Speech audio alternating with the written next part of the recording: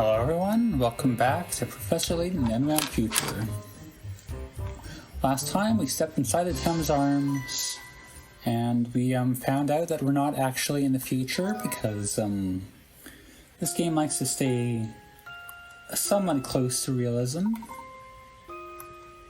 Okay, they can explain that all here. Or not. Anyways, we're going to confront Dimitri Allen to get all the details. Before I do that, I'm going to read my journal. The truth of the matter. We made it to the Thames Arms. In a good stroke of fortune, we bumped into Inspector Chelmy, Barton, and future Luke along the way. It appeared that all the people connected to this case are now gathered at the restaurant.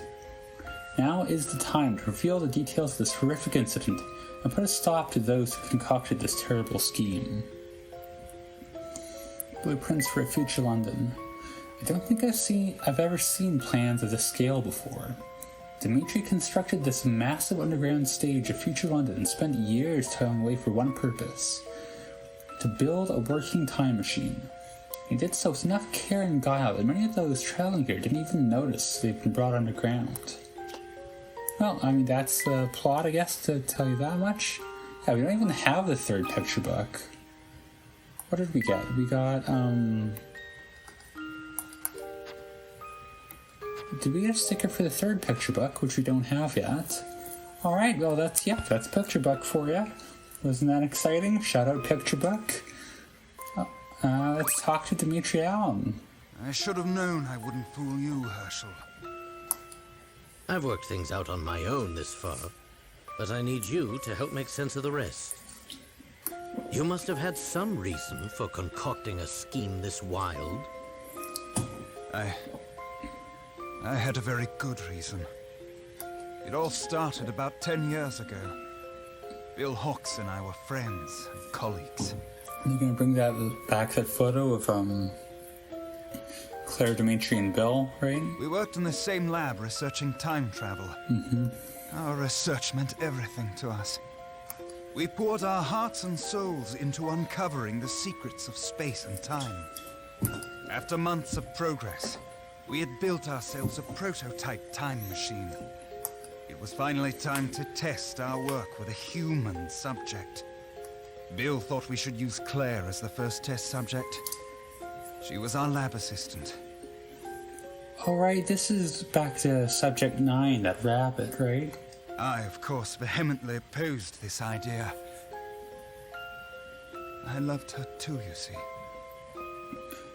That's a good line read. I thought the pause there was a glitch in the audio for a second, not gonna lie, but it was a good choice. And though she didn't return my feelings, I didn't want to risk her getting hurt in the experiment. Around this time, I noticed a flaw in the design of our machine. I begged Bill to postpone the experiment, but he wouldn't hear of it. Sometime after the accident, I made a startling discovery. Unbeknownst to me, Bill had made a deal to sell the technology behind the machine's power source. Apparently, a large corporation had offered him a very impressive sum. Bill knew the machine wasn't ready for a human subject, but he needed to demonstrate its viability. We all know the tragic results of his decision. By the time I realized Bill planned to go ahead with the experiment, it was too late to stop.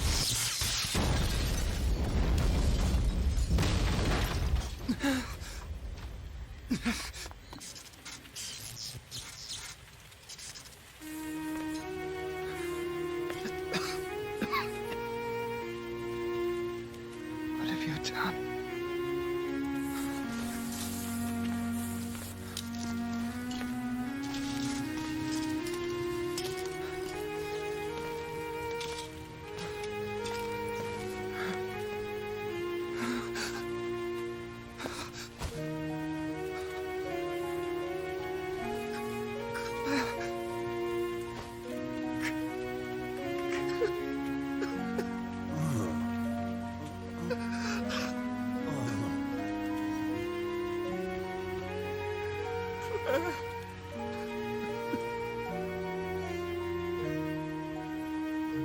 Because of Bill's greed, Claire was lost to me forever.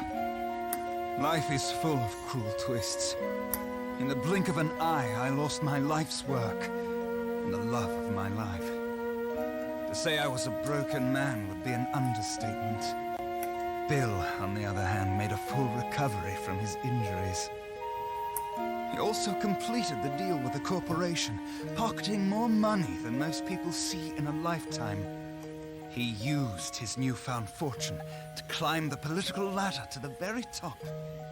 He killed Claire and was rewarded with the most powerful seat in government.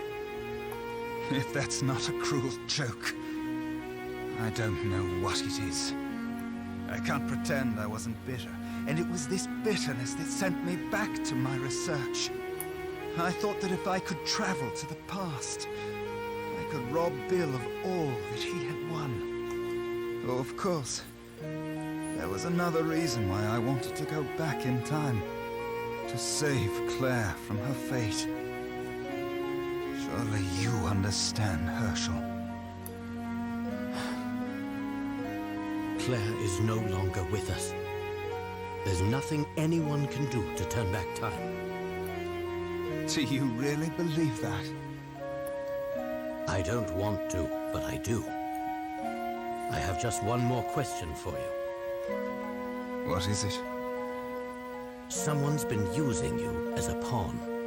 Are you aware of this? Yeah, okay. They do bring stuff. I will say too, this game, Layton games are good at conjuring genuine emotion. Like, despite how repetitive writing can be at times, just by necessity of the genre and all that, this is good. I do really like what they're doing here.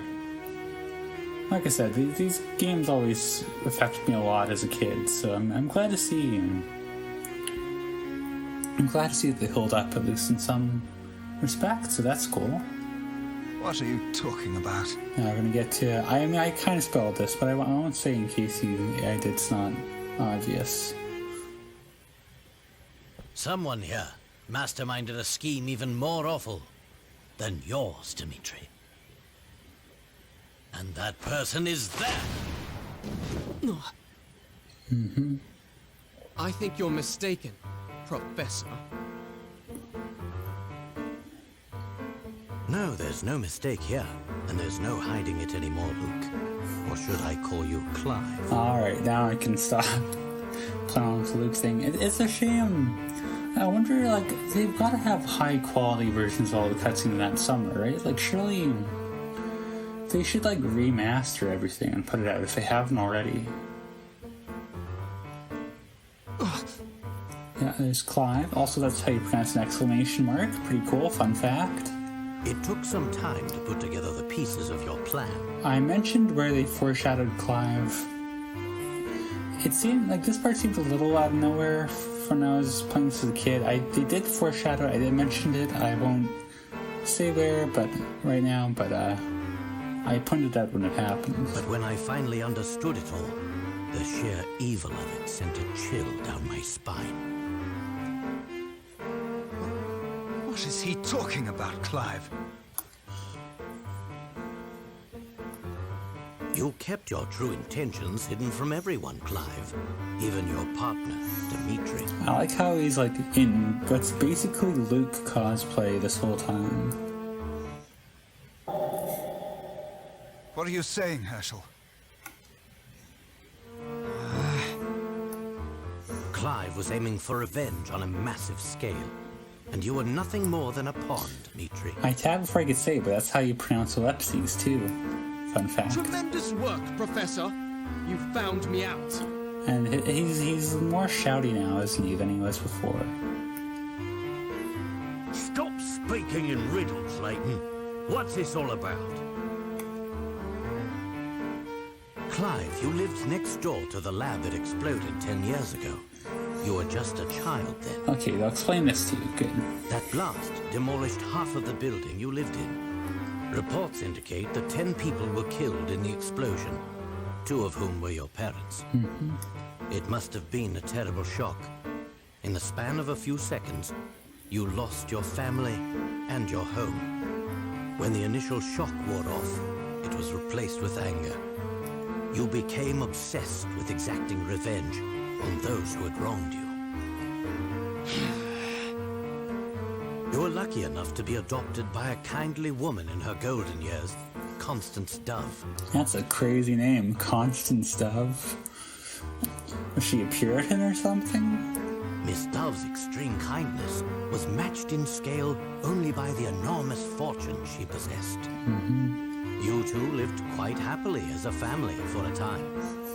Sadly, it wasn't to last. I was gonna say, like, if you got adopted by a rich woman, then, like, it's kind of a net positive. I know that's not actually how it works, but, you know. It's a funny comment to make, I thought. Miss Dove departed from this world 5 short years later, leaving her fortune to you. Before long, you graduated from secondary school and took a part-time job at a prominent newspaper. Considering your sizable inheritance, I don't think you took the job for pocket money. You were searching for something. Using the newspaper's resources, you finally hunted down the men responsible for your misery. You knew that both Bill Hawks and Dimitri Allen were responsible for the explosion. Armed with this information, you concocted a plan to avenge your parents. First, you befriended Dimitri and convinced him to resume his research on the time machine. Then, you used your inheritance to set up this elaborate facsimile of London. With your stage in place, you used your contacts in the press to find the best scientists in the country. After all, you would need quite a bit of help to complete this time machine. You then proceeded to lure these brilliant men into your trap. However, unbeknownst to Dimitri, most of your staff were not working on the time machine. Right. Also, I like the look in Clive's face, like, yeah, I did all that. It's good. What? Yeah, that's the tanks we saw in that. Clive had secretly reassigned many of the scientists to a different project. Project Gun. You might think of it as his pet project. I remember where this leads to. I love the war machine that we're gonna see. We don't have all day, Layton. What was the second project? It was tanks in that, right? A weapon designed to cause destruction on an unimaginable scale. Okay, the whole cartoon supervillain thing is kind of a bit much, but I'll let it slide, I guess. A weapon? Is this true, Clive?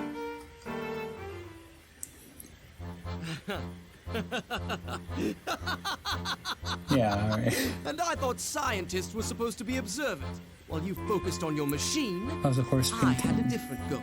Though some may call it revenge, I prefer to think of it as justice over single-minded scientists and corrupt politicians. What are you saying, Clive? Enough explanations. Let me show you. Is someone gonna stop him or something?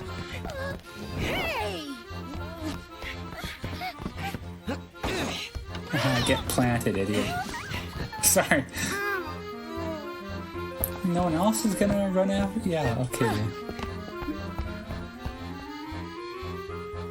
Chalmy and Barton are just sitting there. Hell yeah, boat time. I thought it was just a still with heavy dithering. Professor, what are we gonna do? He has Flora and... Layton, look over there. Where? Oh, right, yes. Yeah, this is what I was talking about. Hell yeah. Quickly, move to higher ground. Well, if I just stands there from the aura farm, like... You're not going into water either, Layton. Yeah, very obvious 3D model, but I think that's a good thing, you know, like the hybrid animation. Yeah. It gets kind of steampunk, but I mean, that's the whole aesthetic of the new 7th game, right? I haven't actually looked too much into that, but